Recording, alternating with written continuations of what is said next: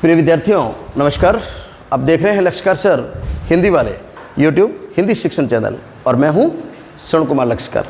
आइए आज अपन देखते हैं कक्षा 11 हिंदी साहित्य और इसके पाठ्यपुस्तक अंतरा का अपन काव्य खंड से देखते हैं महात्मा कबीर। और कबीर के बारे में आप सभी जानते हैं कि कबीर जो भक्ति काल के महान संत हुए हैं, निर्गुण विचारधारा के थे और ज्ञानाश्रयी मार्ग, निर्गुण विचारधारा ज्ञानाश्रयी मार्ग के ये कवि थे कबीर। और इस कबीर के बारे में, कबीर का संपूर्ण जीवन परिचय यदि आपको विस्तार से समझना है तो हमारा एक अलग से वीडियो बना हुआ है। उस वीडियो के जो लिंक है आपको यहीं पर इसी वीडियो के अंत में डिस्क्रिप्शन में दिए जाएंगे। आप वहाँ जाकर कबीर के बारे में विस्तार से पढ़ सकते हैं। अपन सीधे कबीर का जो प्रथम पद्य है उस पद्य को अपन पढ़ते हैं। तो सभी अपनी अपनी पाठ्यपुस्तकें निकालें और मेरे साथ आप सभी इसको पढ़ेंगे। ये जो साहित्य होता है, ये जो काव्य होता है, इस काव्य को पढ़ा नहीं जाता, काव्य को पढ़ा नहीं जाता, काव्य को क्या किया जाता है? गाया जाता है। काव्य को गाया जाता है। और किसी काव्य को जब गाया जाता है, कविता को गाया जाता है, तो उसे कहते हैं कि इसके अंदर कौन सा गुण है? गेयिता। कौन सा गुण है? गेयिता का गुण। तो ये गेयिता का गुण इसके अंदर, तो कबीर का ये जो पद्य है अपन गाते हैं। आप सभी बुलंद आवाज में मेरे साथ इसका पठन करेंगे। आइए इसका अपन पठन करते हैं, आप सभी सुनेंगे। अरे इन दोहू न रहन पाई, इन दोहू न रहन पाई, हिंदू अपनी करे बड़ाई, गागर छुअन न देई, हिंदू अपनी करे बड़ाई, गागर छुअन न देई, वेश्या के पायन तरसोवे, वेश्या के पायन तरसोवे, ये देखो हिंदुआई, इन दोहू न रहन पाई, इन दोहू न रहन पाई। अगला अंतरा। मुसलमान के पीर ओलिया, मुर्गी मुर्गा खाई, मुसलमान के पीर ओलिया, मुर्गी मुर्गा खाई, खाला केरी बेटी ब्याए, खाला केरी बेटी ब्याए, घर ही में करे सगाई, इन दोहू न रहन पाई, इन दोहू न रहन पाई। बाहर से एक मुर्दा लाए, दो दाई चढ़वाई, बाहर से एक मुर्दा लाए, दो दाई चढ़वाई, सब सखियां मिल जीवन बैठी, सब सखियां मिल जीवन बैठी, घर भर करे बढ़ाई, इन दोहू न रहन पाई, इन दोहू न रहन पाई। हिंदुन की हिंदुआई देखी, तुर्कन की तुर्काई, हिंदुअन की हिंदुआई देखी, तुर्कन की तुरवाई, कहे कबीर सुनो बैसा दो, कहे कबीर सुनो बैसा दो, कौन राह है जाई, इन दोहू न रहन पाई, इन दोहू न रहन पाई। तो ये एक काव्य था, ये एक पद्य था जो महात्मा कबीर ने लिखा है। इसके अपन कुछ कठिन शब्दार्थ देखते हैं। तो देखिए आप, इसमें एक कठिन शब्दार्थ आया है गागर। गागर का अर्थ क्या होता है बताइए आप लोग? खाला,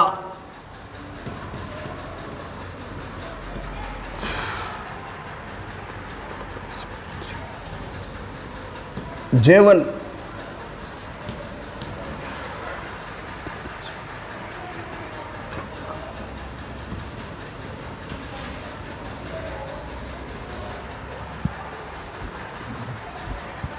हाँ देखिए भाई, इसके अपन कठिन शब्दार्थ देखते हैं तो गागर, गागर का मतलब होता है घड़ा।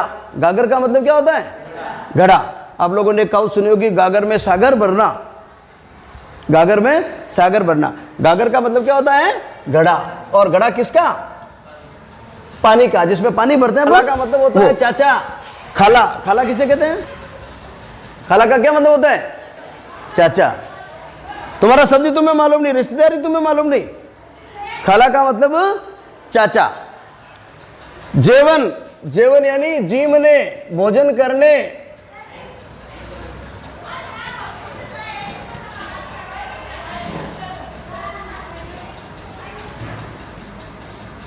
और तुर्कन, तुर्क, तुर्क यानी ये मुसलमानों के लिए शब्द है, मुसलमान।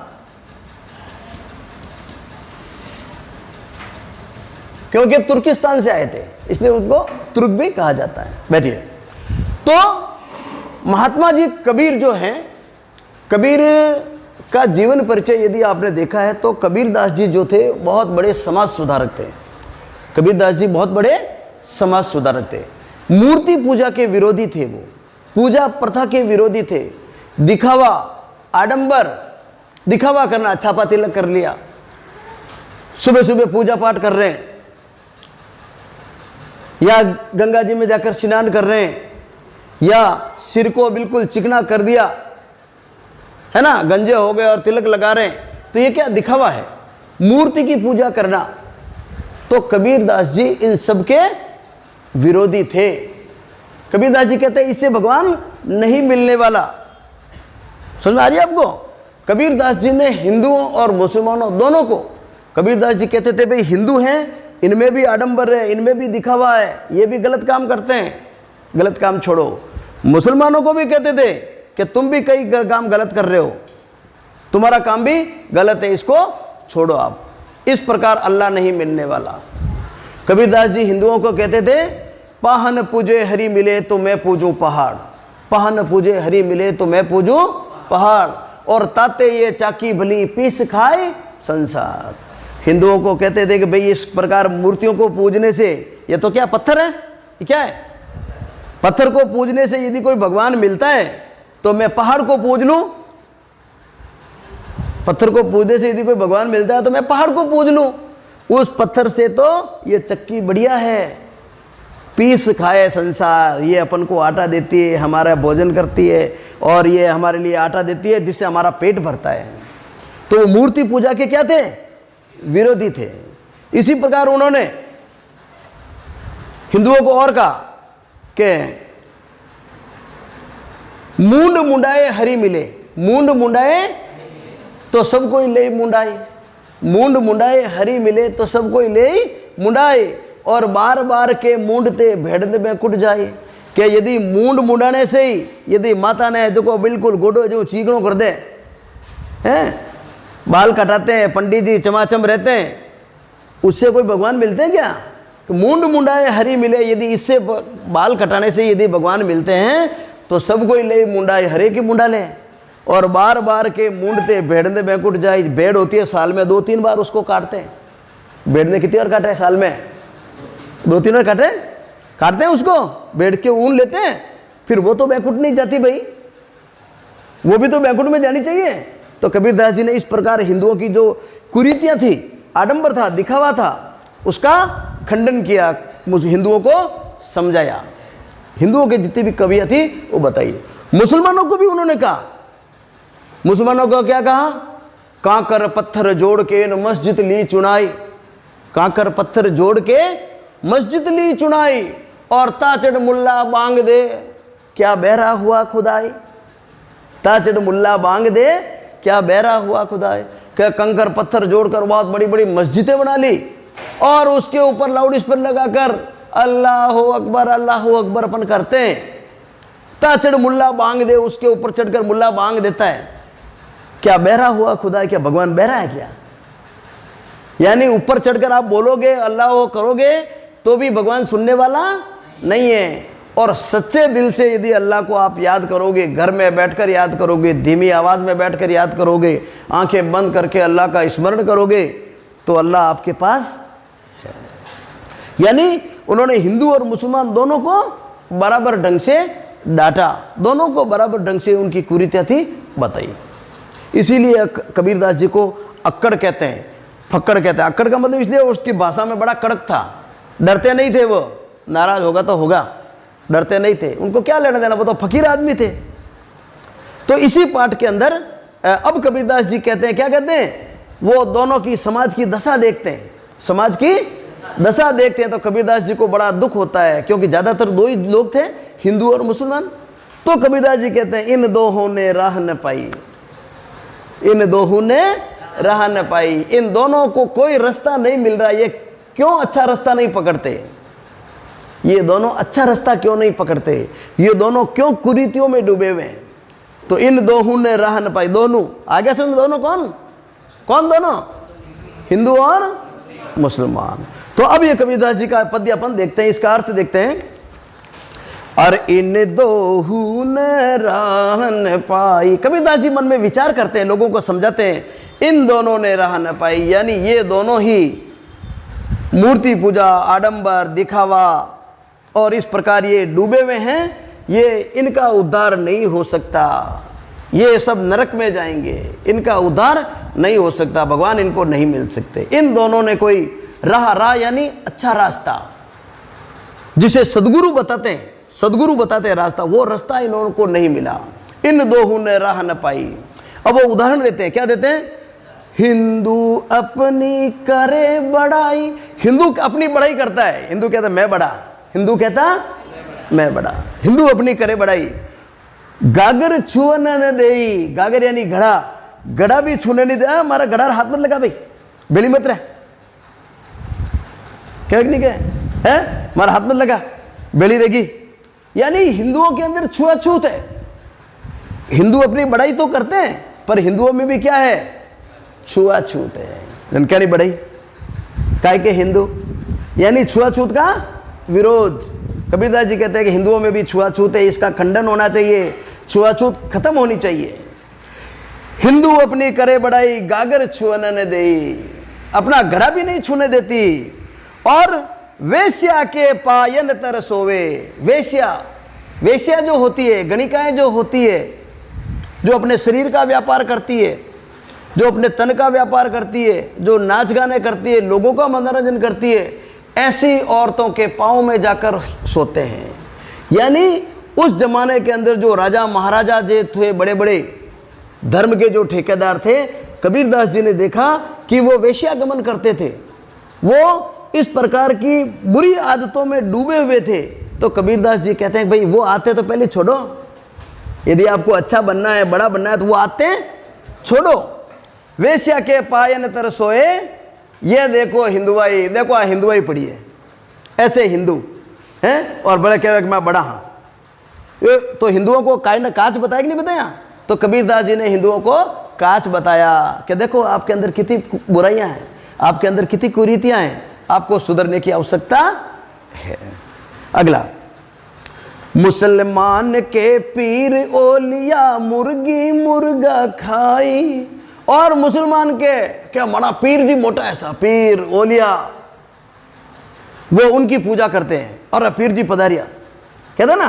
तो मुसलमान के पीर ओलिया मुर्गी मुर्गा खाई, बेचारे मुर्गी और मुर्गों की मौत आई है कि ऐसा भी किस काम का भाई, वो भगवान हो सकता है क्या, जो दूसरों की हत्या करता है, जो दूसरों को मारकर खाता है, वो भगवान होता है क्या। तो उन्होंने मुसलमानों को भी खंडन किया कि भाई आपका खान पान सही नहीं है, आपका खान पान सही नहीं है। मुसलमान के पीर ओलिया मुर्गी मुर्गा खाई, खाला केरी बेटी ब्याहे, और अपने चाचा की बेटी से ब्याह कर लेते हैं, अपनी चाचा की बेटी से ब्याह कर लेते हैं, और घर ही में करे सगाई, और घर में ही सगाई कर लेते हैं। क्या ये ठीक है? यानी मुसलमानों के अंदर ये कुरीति है, वो अपनी चाचा की बेटी से ब्याह कर लेते हैं, चाचा की बेटी से ब्याह कर लेते हैं। वो अपने सगी बहन जो होती है वो अपना दूध डालते हैं, बाकी चाचा की बेटी से, मौसा की बेटी से वापस शादी कर लेते हैं। तो कितनी बुराई है ये, अपने हिंदुओं में करते हैं क्या ऐसा? हाँ, हिंदुओं में तो अपने तो चाहे 7 पीढ़ी दूर भी है बहन है, तो अपन उसका रिश्ता भी नहीं होने देते अपने परिवार में, नहीं भी मानो तो बहन बेटी लगे, मानो बहन लगे। तो ये जो मुसलमानों के अंदर जो कुरीति थी, कबीरदास जी ने उसको बताया कि भाई और ये ऐसा करते हैं। इसीलिए कबीरदास जी ने कहा इन दोहू न राहन पाई। किसने? दोनों कौन? हिंदू और मुसलमान। खाला केरी बेटी ब्याए घर में करे सगाई। क्या ये मुसलमान अपने आप को पीर ओलिया कहते हैं, इनका खान पान सही नहीं, ये घर में ही सगाई करते हैं, चाचा की बेटी से ब्याह कर लेते हैं, ये अच्छी बात नहीं है, ये चीजें रुकनी चाहिए। कबीरदास जी कहते हैं इन दोहों ने राह न पाई। हिंदुओं को भी कह दिया कि भाई तुम्हारे यहाँ पर भी छुआछूत है, तुम्हारे यहाँ पर भी क्या है? छुआछूत है, वेश्यागमन होता है, नाच गाने में आप इस पर राग रंग में डूबे हुए रहते हैं, अच्छा काम नहीं करते। मुसलमानों की यहाँ पर भी यही स्थिति है। अगला, बाहर से एक मुर्दा लाए धोय धाय चढ़वाई। बाहर से क्या लेके आए? मुर्दा लेके आए।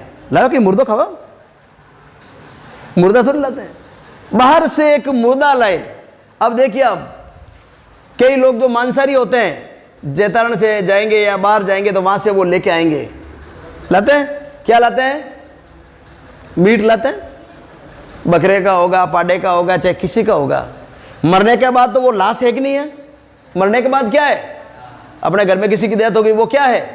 लाश। बकरा मर गया, वो क्या है? लाश लेके आएंगे, मुर्दा लेके आएंगे घर पे। राम राम राम राम राम। और फिर उसको धो धा के खाएंगे, लाशें खाते हैं। राम राम। कबीरदास जी कहते हैं कि ये ऐसे लोग हैं, बाहर से एक मुर्दा लाया, धोए धाए चढ़वाई है, उसको तैयार करके फिर चटकारे ले लेकर खाते हैं, जिमने बैठते हैं, उसको चटकारे ले लेकर जिमने बैठते हैं। कबीरदास जी कहते हैं कि ये चीज ठीक नहीं है, आपका भोजन बढ़िया होना चाहिए, मांसाहार रुकना चाहिए। ये भी एक समाज की बहुत बड़ी कमी। तब कबीरदास जी कहते हैं इन दोहू न राहन पाई। अपने यहाँ पर भी कई जातियां, हिंदुओं में भी कई जातियां जो मांसाहार करते हैं, वो भी क्या कहते हैं? लाशें तो खाते हैं। आप में से तो कोई नहीं है ना? यदि है तो आज से बंद कर दो कि ये करो सब लाशा है, मांसाहार नहीं, ये मनुष्यों का काम नहीं। तो बाहर से एक मुर्दा लाए धोए धाए चढ़वाई, और सब सखियां मिली जीवन बैठे। और सब सखियां, चाचीन, बुआन, बहन, मान, बेटीन, चाचान, खालान, सब, और जीवन बैठा। सब सखियां मिली जीवन बैठी, घर घर करे बढ़ाई। ओहो, एकदम बढ़ाई करते। अरे साहब फलाना के यहाँ पर तो वो हुई थी, क्या कहीं क्या कुर्बानी, क्या उसके यहाँ कुर्बानी हुई थी, बहुत बड़ी। अरे कुर्बानी, बेचारे जानवर की जान चली गई, तुम्हारे कुर्बानी पड़ी है कि नहीं? उस बेचारे को मार दिया, उसका क्या दोष? और यदि आपको कुर्बानी करनी है, सबसे प्रिय जानवर की करनी, तो आपके घर में कर दो ना, है? बच्चों की करो, मालूम पड़े कैसा मेरा प्रिय है साहब, अल्लाह खुश होगा। कबीरदास जी कहते हैं कि ऐसा नहीं होना चाहिए, इससे अल्लाह खुश नहीं होता है। सब सखियां मिली जीवन बैठी, घर भर करे बढ़ाई। अंत में कबीरदास जी कहते हैं हिंदुन की हिंदुआई देखी। हिंदुन की हिंदुआई देखी। ये हिंदूपना, जो हिंदुआई का मतलब हिंदूपना, आप कितने हिंदू हो मालूम पड़ गया, खान पान का पता नहीं, छुआछूत करते हो, भाई भाई ढंग से रहते नहीं हो, चोरी करते हो, वेश्यागमन करते हो। तो हिंदुन की हिंदुआई देखी और तुर्कन की तुर्कई, और मुसलमानों को भी देख लिया, उनकी मुसलमानी देख ली कि कितने एक बढ़िया मुसलमान हो आप, ठीक है। तुर्कन की तुर्काई, कहे कबीर सुनो भाई साधो, कौन राह है जाई।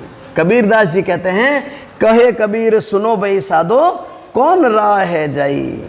कबीरदास जी कहते हैं कि भाई हे साधु, साधु का मतलब भक्तों को कहते हैं, हे भक्तों, मैं देखना चाहता हूं कि इन रस्तों के ऊपर, अच्छे रस्तों के ऊपर कौन चलेगा, यानी इन बुरे रस्तों को तो कौन छोड़ेगा और कौन अच्छा रास्ता पकड़ेगा। संत यही कहते हैं। कबीरदास जी की बातों का सारांश यह है कि हमारे समाज में जितनी भी कुरीतियां हैं, जितनी भी बुराइयां हैं, चाहे वो किसी भी धर्म में हो, किसी भी मज़हब में हो, उन बुराइयों को हम त्याग करें, अच्छाइयों को अपनाएं, खान पान अच्छा रखें, भाई भाई से प्रेम करें, प्राणी मात्र से प्रेम करें। यही कबीरदास जी के इस पद्य का सार है। तो ये था इस पद्य का, अपन ने सरलार्थ और भावार्थ देख लिया। अब अपन इस पद्य की विशेषताएं देखते हैं। तो इसकी विशेषताएं अपन देखेंगे, क्योंकि इसके अंदर काव्यगत विशेषताएं आएगी। आपके परीक्षा के अंदर क्या शब्द आता है, एक प्रश्न आता है, इसकी सप्रसंग व्याख्या करो। तो एक काव्यगत विशेषता, इस काव्य में क्या क्या विशेषताएं हैं वो आपको लिखनी पड़ेगी। तो आइए इसके अपन कुछ काव्यगत विशेषताएं देखते हैं। इसकी कुछ काव्यगत विशेषताएं देखते हैं। काव्यगत विशेषताओं का मतलब होता है इस काव्य में, इस पद्य में कौन कौन सी साहित्यिक विशेषताएं। जैसे अपन एक चाय पीते हैं, तो चाय पीते ही अपन करो यार चाय बहुत बढ़िया बनी, चाय बहुत बढ़िया बनी। तो अपन पूछे भाई बढ़िया कैसे बनी, इसमें क्या क्या है, इसमें क्या क्या है। तो अपन क्या कहेंगे, सब दूध बहुत बढ़िया था, दूध बढ़िया, पानी की मात्रा कम थी, उबाली हुई बहुत अच्छी है, मसाला भी बहुत बढ़िया डाला हुआ है, मसाला भी बहुत बढ़िया डाला हुआ है ना। और इसका जो परोसने का जो ढंग है, इसका कप देखिए आप, कितना बढ़िया, चाय का मजा आ गया सब। तो वो उसके अंदर अच्छा ही हो गई। इसी प्रकार हलवा, कि हलवा बहुत बढ़िया बना सब। अब कोई पूछे कैसे बना, उसके अंदर क्या क्या अच्छाइयाँ थी। तो अच्छाइयाँ क्या, कैसा, अब हलवे की याद, सिकई बहुत बढ़िया थी सब, और घी तो बहुत ही बढ़िया शुद्ध देसी घी की खुशबू आ रही है सब, देसी घी का बना हुआ है। और अंदर इसके अंदर काजू, ये बादाम, केसर भी डाला हुआ है, केसर भी डाला हुआ, और शक्कर थोड़ी कम, बिल्कुल मध्यम, ज़्यादा तेज भी, मीठा नहीं। और इसको परोस कर देखो आप, चांदी की प्लेट में डाला सब।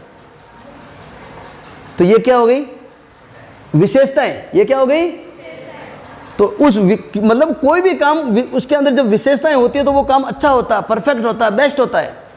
और कोई भी काव्य जो सबसे अच्छा लगता है, आपने देखा होगा ये काव्य अपन ने पढ़ा तो पढ़ते पढ़ते आनंद आया कि नहीं आया, मस्ती आई, अच्छा ऐसा लगा कि भाई इसको और पढ़े, थोड़ा अपन को याद करें, है ना।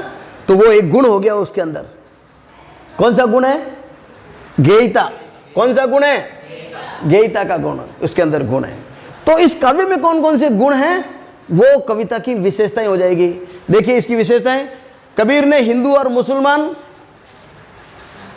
मुसलमानों के आडंबर पर चोट किए। हिंदू और मुसलमान दोनों के आडंबर पर चोट किए। ऐसा नहीं केवल हिंदुओं को कहा और मुसलमानों के राखी बांध दी, नहीं, मुसलमानों को भी बराबर कहा है, उनकी गलतियां उनको बताई, हिंदुओं की गलतियां उनको बताई, और दोनों को कहा कि भाई इन दोनों ने राह न पाई, तो दोनों को बताया।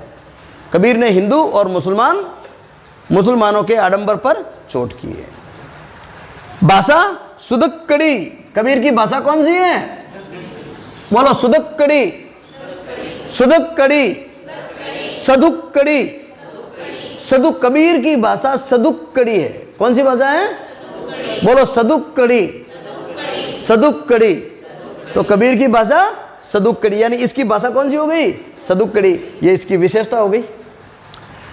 छंद में कौन सी शैली है, गेय, गेयता। गेय किसे कहेंगे, जिसको गाया जाता है, जिसको गाया जा सकता है। माधुर्य गुण है इसके अंदर। कौन सा गुण है, माधुर्य गुण। पढ़ते पढ़ते मस्ती आती है, पढ़ते पढ़ते लोग उसके साथ खोने लग जाते हैं, और बहुत ही सरल शब्दों के अंदर जिसको समझाया गया, पढ़ते ही इसका अर्थ समझ में आ जाए, मस्ती आ जाए, उसके साथ व्यक्ति खोने लग जाए। माधुर्य, मधुरता, माधुरता का गुण है। भाषा सरल, सरल एक नहीं है, ज़्यादा कठिन शब्दार्थ नहीं है, हर एक आदमी, अनपढ़ आदमी भी समझ सकता है। भाषा सरल, सरस व सुबोध। सुबोध का मतलब आसानी से समझ में आ सकती है। कवि ने उदाहरण देकर इसकी पुष्टि की है। कवि ने जैसे कहा ना, इन दो ने राह न पाई, कह दिया, अब इसका उदाहरण दिया। हिंदू ये करते हैं, मुसलमान ये करते हैं, हिंदू ये करते हैं, मुसलमान ये करते हैं, तो वो क्या है, उदाहरण है। तो कबीर ने अपनी बात उदाहरण के द्वारा अपनी बात की पुष्टि की। अब इसके अंदर देखो दो शब्द हैं, जैसे मुर्गी मुर्गा, बेटी ब्याहे, धोए धाए, सब सखियां, कहे कबीर। तो आप देखो इसके अंदर देखो, ये ब से शुरू हो रहा है, ये भी ब से शुरू हो रहा है? ये ध से शुरू हो रहा है, ये भी ध से शुरू हो रहा है, ये स से शुरू हो रहा है, ये भी स से शुरू हो रहा है, ये क से, और ये भी, ये क्या कहलाता है, कौन सा अलंकार, कौन सा अलंकार? अनुप्रास अलंकार। कौन सा अलंकार कहलाता है ये? बोलो, अनुप्रास अलंकार। अनुप्रास अलंकार यानी जब दो शब्द, दो या दो से ज़्यादा शब्द एक ही वर्ण के उच्चारण से निकलते हैं, एक ही वर्ण से निकलते हैं लगातार, तो वहाँ पर अनुप्रास अलंकार होता है। तो आप अनुप्रास अलंकार को भी विस्तार से समझें, विस्तार से पढ़ें, और इसी वीडियो के अंत में उसका भी मैं डिस्क्रिप्शन दे रहा हूँ। अनुप्रास अलंकार को आप बहुत अच्छे तरीके से तैयार कर लें। ये आप लोगों के परीक्षा में भी आने वाला है, कक्षा 11 और 12 दोनों के लिए अलंकार आपके अति महत्वपूर्ण है। तो इनको आप जरूर समझें, तैयार करें। तो यहाँ पर ये क्या हो गया भाई? अनुप्रास अलंकार। तो ये कितनी विशेषताएं बता दी अपन ने? 7 विशेषताएं। अब आप देखिए परीक्षा के अंदर इस प्रकार आप काम करेंगे तो कोई आपके नंबर काट सकते हैं क्या? 4 में से 4 नंबर, 4 में से 4 नंबर। तो ये था आज का पद्य, इन दोहू न रह न पाई। कबीरदास जी का ये पद्य था। कल अपन इसका अगला पद्य देखेंगे। आप इसको तैयार करें, अगला भी आप तैयार करते रहें और लगातार आप हमारे साथ चलते रहें। मैं सभी विद्यार्थियों से निवेदन करना चाहूँगा, जो भी इस वीडियो को देख रहे हैं, आप अपने दोस्तों तक इस वीडियो को पहुँचाएँ, ज़्यादा से ज़्यादा पहुँचाएँ, इसको शेयर करें, सब्सक्राइब करें। और यदि आपकी कोई जिज्ञासा हो, आपको कोई चीज़ नहीं आती हो, तो आप कमेंट के माध्यम से उस चीज़ को बताएं, ताकि हम उसके बारे में आपकी जिज्ञासा को शांत करूं, उसके लिए अलग से कोई वीडियो बनाऊं या आपके प्रश्नों का मैं उत्तर दे सकूं। आप सभी का बहुत बहुत धन्यवाद। जय हिंद, जय भारत।